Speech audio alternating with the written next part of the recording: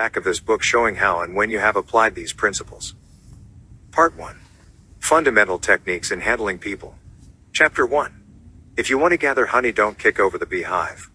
On May 7, 1931, the most sensational manhunt New York City had ever known had come to its climax. After weeks of search, Two Gun Crowley, the killer, the gunman who didn't smoke or drink, was at bay, trapped in his sweetheart's apartment on West End Avenue. 150 policemen and detectives laid siege to his top-floor hideaway. They chopped holes in the roof. They tried to smoke out Crowley, the cop killer, with tear gas. Then they mounted their machine guns on surrounding buildings, and for more than an hour one of New York's fine residential areas reverberated with the crack of pistol fire and the rat-tat-tat of machine guns. Crowley, crouching behind an overstuffed chair, fired incessantly at the police. 10,000 excited people watched the battle. Nothing like it had ever been seen before on the sidewalks of New York.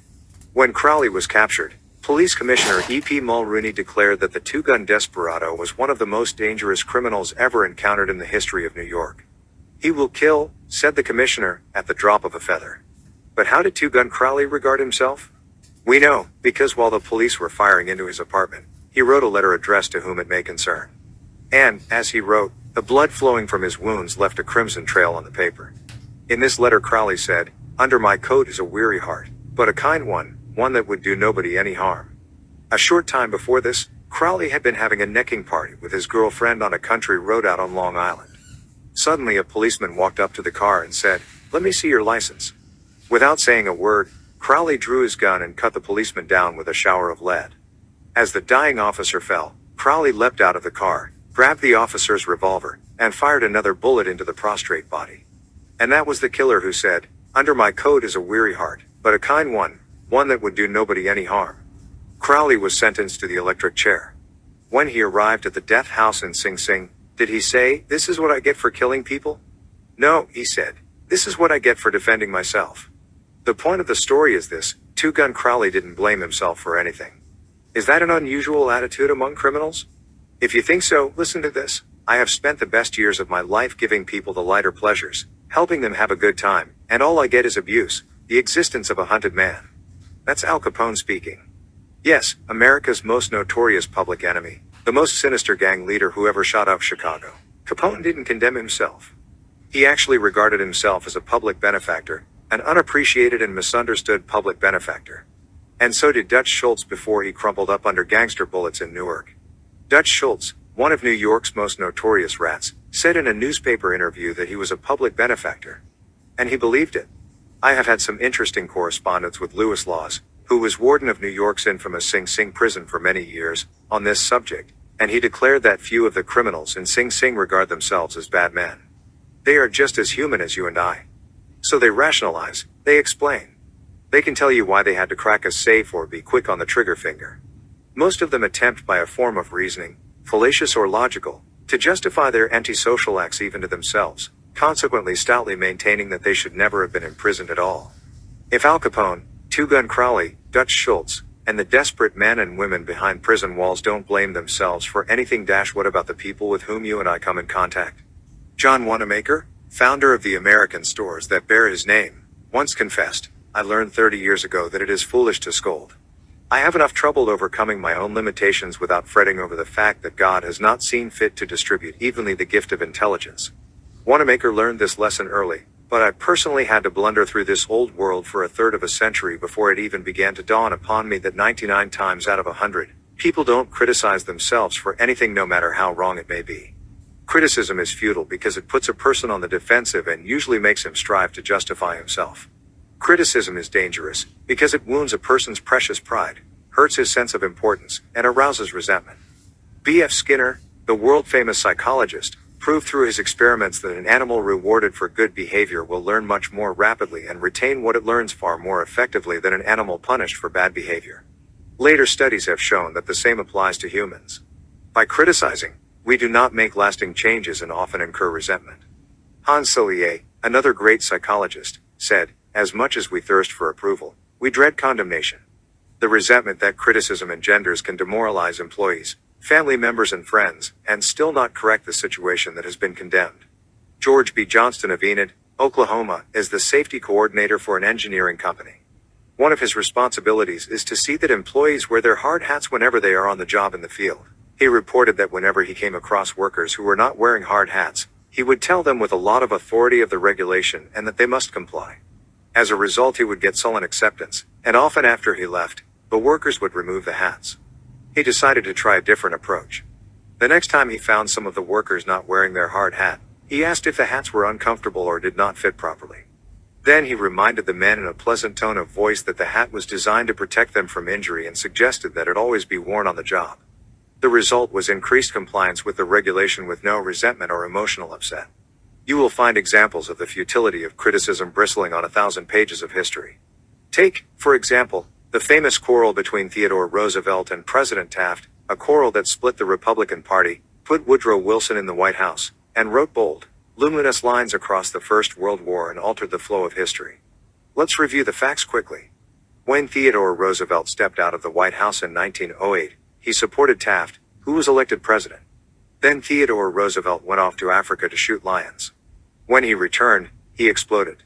He denounced Taft for his conservatism, tried to secure the nomination for a third term himself, formed the Bull Moose Party, and all but demolished the GOP in the election that followed. William Howard Taft and the Republican Party carried only 2 states, Vermont and Utah. The most disastrous defeat the party had ever known. Theodore Roosevelt blamed Taft, but did President Taft blame himself? Of course not. With tears in his eyes, Taft said, "I don't see how I could have done any differently from what I have." Who was to blame? Roosevelt or Taft? Frankly, I don't know, and I don't care. The point I am trying to make is that all of Theodore Roosevelt's criticism didn't persuade Taft that he was wrong. It merely made Taft strive to justify himself and to reiterate with tears in his eyes, "I don't see how I could have done any differently from what I have." Or, take the Teapot Dome oil scandal. It kept the newspapers ringing with indignation in the early 1920s. It rocked the nation. Within the memory of living men, nothing like it had ever happened before in American public life.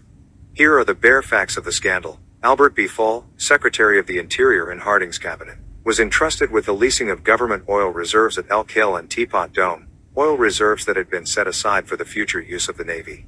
Did Secretary Fall permit competitive bidding? No, sir. He handed the fat, juicy contract outright to his friend Edward L. Doheny. And what did Doheny do? He gave Secretary Fall what he was pleased to call a loan of $100,000. Then, in a high-handed manner, Secretary Fall ordered United States Marines into the district to drive off competitors whose adjacent wells were sapping oil out of the Elk Hill reserves. These competitors, driven off their ground at the ends of guns and bayonets, rushed into court, and blew the lid off the Teapot Dome scandal. A stench arose so vile that it ruined the Harding administration, nauseated an entire nation, threatened to wreck the Republican Party, and put Albert B. Fall behind prison bars. Fall was condemned viciously, condemned as few men in public life have ever been. Did he repent? Never. Years later, Herbert Hoover intimated in a public speech that President Harding's death had been due to mental anxiety and worry because a friend had betrayed him. When Mrs. Fall heard that, she sprang from her chair, she wept, she shook her fists at fate and screamed, "What? Harding betrayed by Fall? No. My husband never betrayed anyone. This whole house full of gold would not tempt my husband to do wrong. He is the one who has been betrayed and led to the slaughter and crucified." There you are, human nature in action, wrongdoers, blaming everybody but themselves. We are all like that. So when you and I are tempted to criticize someone tomorrow, let's remember Al Capone, Two Gun Crowley and Albert Fall. Let's realize that criticisms are like homing pigeons. They always return home. Let's realize that the person we are going to correct and condemn will probably justify himself or herself, and condemn us in return. Or, like the gentle Taft, will say, "I don't see how I could have done any differently from what I have." On the morning of April 15, 1865, Abraham Lincoln lay dying in a hall bedroom of a cheap lodging house directly across the street from Ford's Theater, where John Wilkes Booth had shot him. Lincoln's long body lay stretched diagonally across a sagging bed that was too short for him. A cheap reproduction of Rosa Bonheur's famous painting The Horse Fair hung above the bed, and a dismal gas jet flickered yellow light. As Lincoln lay dying, Secretary of War Stanton said, "There lies the most perfect ruler of men that the world has ever seen." What was the secret of Lincoln's success in dealing with people? I studied the life of Abraham Lincoln for 10 years and devoted all of 3 years to writing and rewriting a book entitled Lincoln the Unknown. I believe I have made as detailed and exhaustive study of Lincoln's personality and home life as it is possible for any being to make. I made a special study of Lincoln's method of dealing with people. Did he indulge in criticism? Oh, yes. As a young man in the Pigeon Creek Valley of Indiana, he not only criticized but he wrote letters and poems ridiculing people and dropped these letters on the country roads where they were sure to be found. One of these letters aroused resentments that burned for a lifetime. Even after Lincoln had become a practicing lawyer in Springfield, Illinois, he attacked his opponents openly in letters published in the newspapers. But he did this just once too often. In the autumn of 1842 he ridiculed a vain, pugnacious politician by the name of James Shields. Lincoln lampooned him through an anonymous letter published in the Springfield Journal. The town roared with laughter. Shields, sensitive and proud, boiled with indignation. He found out who wrote the letter, leapt on his horse, started after Lincoln, and challenged him to fight a duel. Lincoln didn't want to fight. He was opposed to dueling, but he couldn't get out of it and save his honor. He was given the choice of weapons. Since he had very long arms, he chose cavalry broadswords and took lessons in sword fighting from a West Point graduate. And, on the appointed day, he and Shields met on a sandbar in the Mississippi River, prepared to fight to the death, but, at the last minute, their seconds interrupted and stopped the duel. That was the most lurid personal incident in Lincoln's life. It taught him an invaluable lesson in the art of dealing with people. Never again did he write an insulting letter. Never again did he ridicule anyone. And from that time on, he almost never criticized anybody for anything. Time after time, during the Civil War, Lincoln put a new general at the head of the Army of the Potomac, and each one in turn, McClellan, Pope, Burnside, Hooker, Meade, blundered tragically and drove Lincoln to pacing the floor in despair. Half the nation savagely condemned these incompetent generals, but Lincoln, with malice toward none, with charity for all, held his peace. One of his favorite quotations was "Judge not, that ye be not judged." And when Mrs. Lincoln and others spoke harshly of the Southern people, Lincoln replied, "Don't criticize them. They are just what we would be under similar circumstances." Yet if any man ever had occasion to criticize, surely it was Lincoln. Let's take just one illustration. The Battle of Gettysburg was fought during the first 3 days of July 1863. During the night of July 4th, Lee began to retreat southward while storm clouds deluged the country with rain. When Lee reached the Potomac with his defeated army, he found a swollen, impassable river in front of him, and a victorious Union army behind him. Lee was in a trap. He couldn't escape. Lincoln saw that. Here was a golden, heaven-sent opportunity, the opportunity to capture Lee's army and end the war immediately.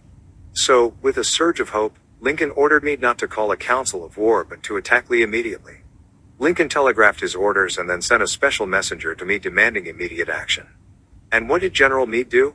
He did the very opposite of what he was told to do. He called a council of war in direct violation of Lincoln's orders. He hesitated. He procrastinated. He telegraphed all manner of excuses. He refused point blank to attack Lee.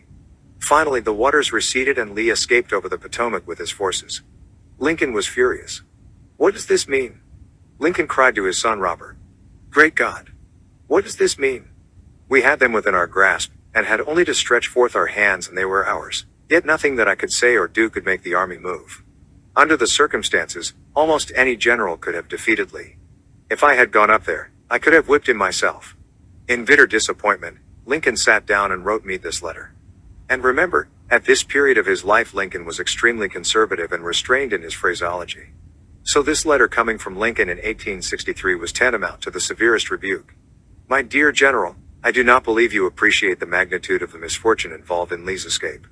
He was within our easy grasp, and to have closed upon him would, in connection with our other late successes, have ended the war. As it is, the war will be prolonged indefinitely. If you could not safely attack Lee last Monday, how can you possibly do so south of the river, when you can take with you very few, no more than 2/3 of the force you then had in hand? It would be unreasonable to expect, and I do not expect that you can now effect much.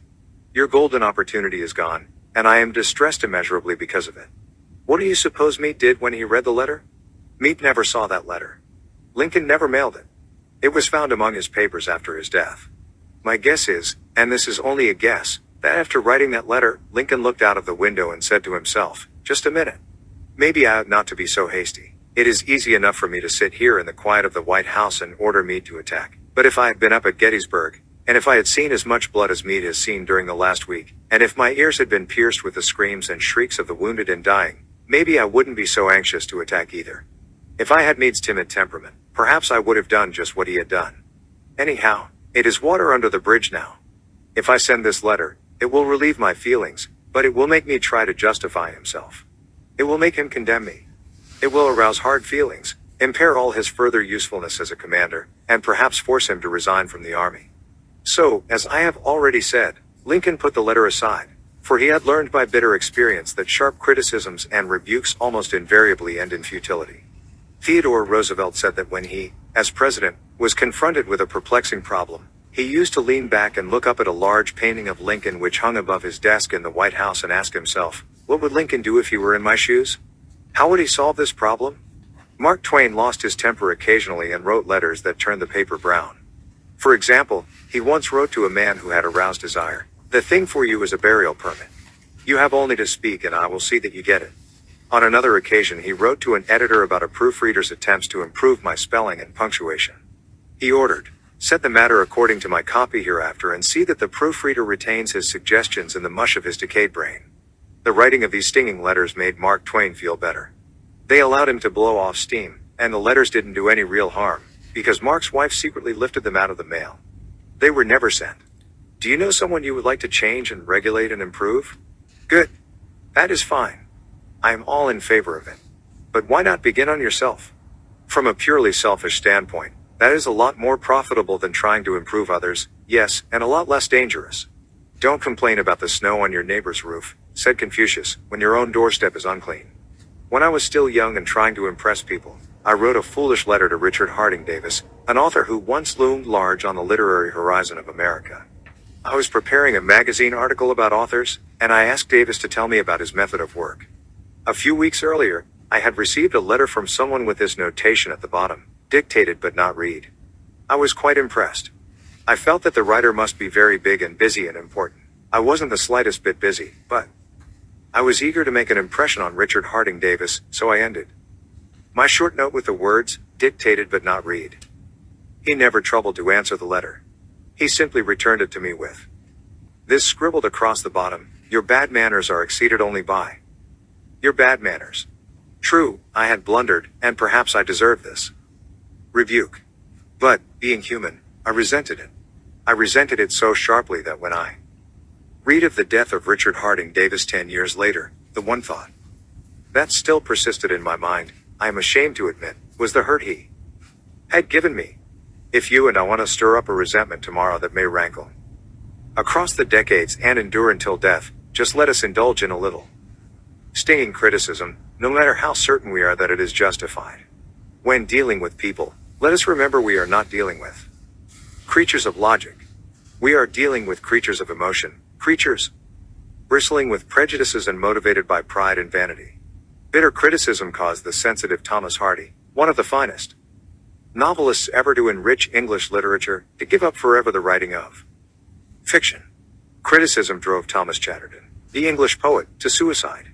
Benjamin Franklin, tactless in his youth, became so diplomatic, so adroit at handling people, that he was made American ambassador to France. The secret of his success?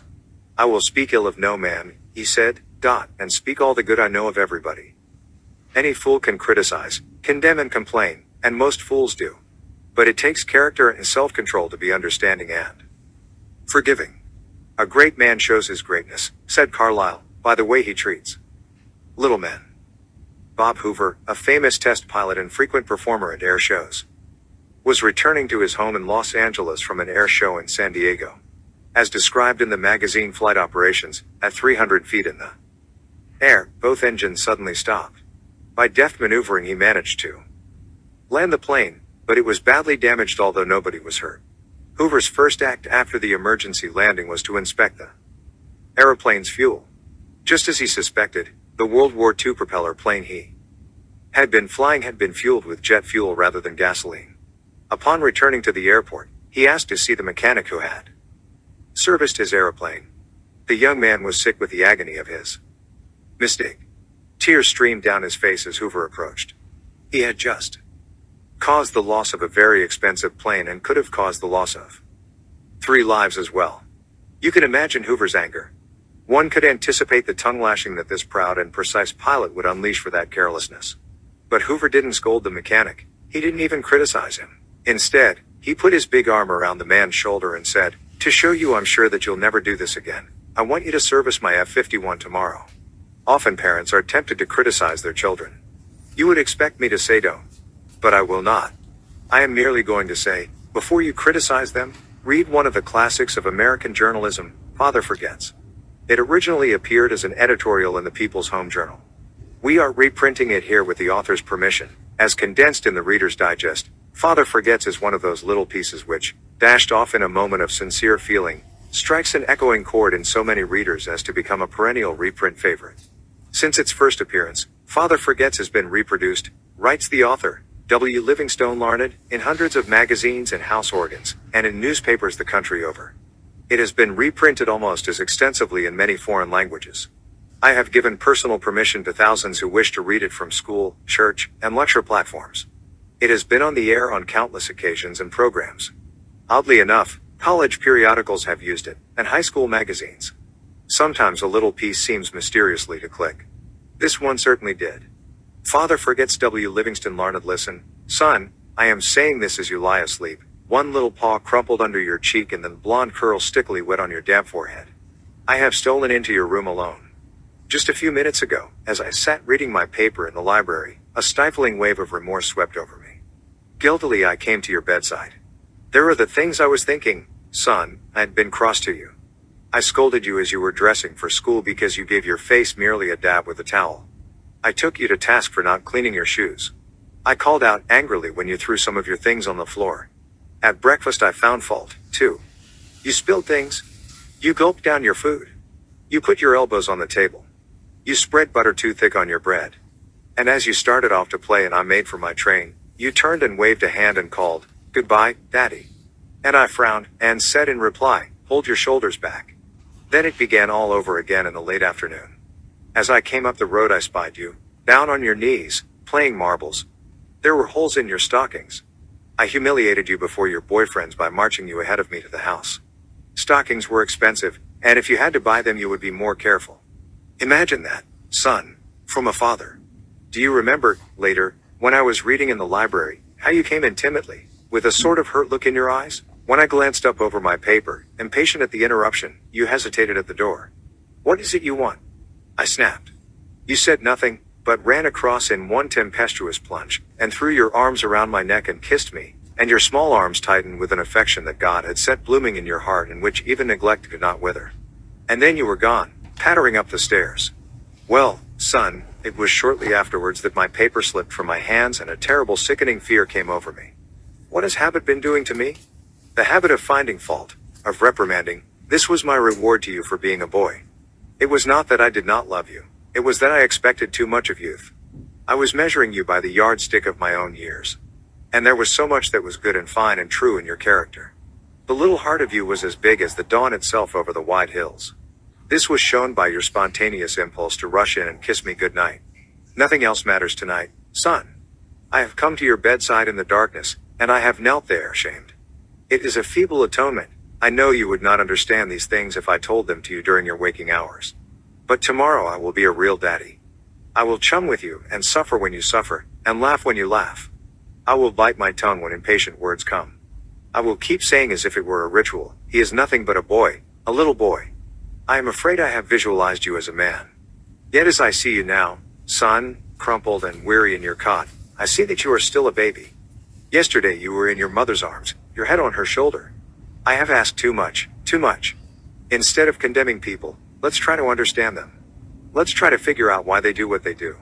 That's a lot more profitable and intriguing than criticism, and it breeds sympathy, tolerance, and kindness. To know all is to forgive all. As Dr. Johnson said, God himself, sir, does not propose to judge man until the end of his days. Why should you and I? Principle 1. Don't criticize, condemn, or complain. Chapter 2. The big secret of dealing with